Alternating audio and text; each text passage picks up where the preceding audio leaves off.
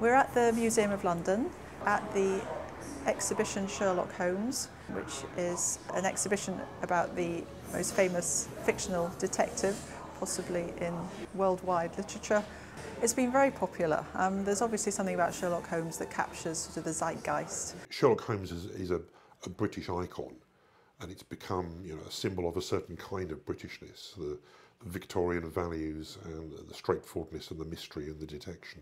We wanted to show very clearly that Sherlock Holmes was a work of fiction. Some people possibly still think that he's a real character, but he's not. And he was created in books, and that's how he started, with a study in Scarlet, and then through this phenomenal success of the stories in the Strand magazine and then as standalone publications. There are a couple of reasons why Sherlock Holmes is such an enduring character in English literature. And he's actually gone on for something like 140 years since Arthur Conan Doyle created him.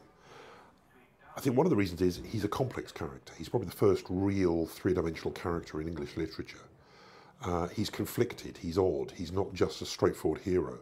He's a manic, depressive, obsessive, compulsive, but he plays the violin and sword fights and does chemistry and does theatrical makeup. I think Conan Doyle, as a doctor, as a trained eye doctor, that was his first profession, and really brought something very different to the idea of the detective, and that comes across in the stories, and possibly accounts for the very clinical analysis by Holmes in the stories. The latest book in the Young Sherlock Holmes series, number 7, is called Stone Cold, and it takes place with Sherlock relocating to the town of Oxford and meets a mathematics tutor called Charles Dodgson, who's actually better known as Lewis Carroll, the man who created Alice in Wonderland.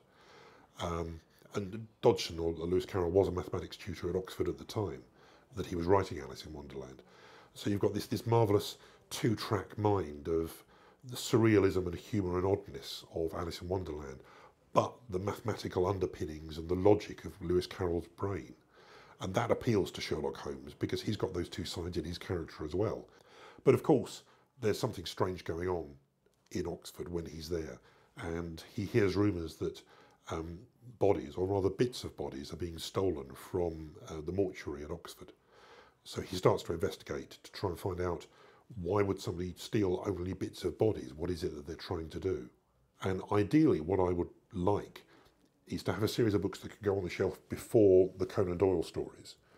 Because A Study in Scarlet, the first of the Arthur Conan Doyle mysteries, starts off with Sherlock Holmes is about 23, 24 years old. And what I'd like is to have my books set before that, so you can see the progression of the character.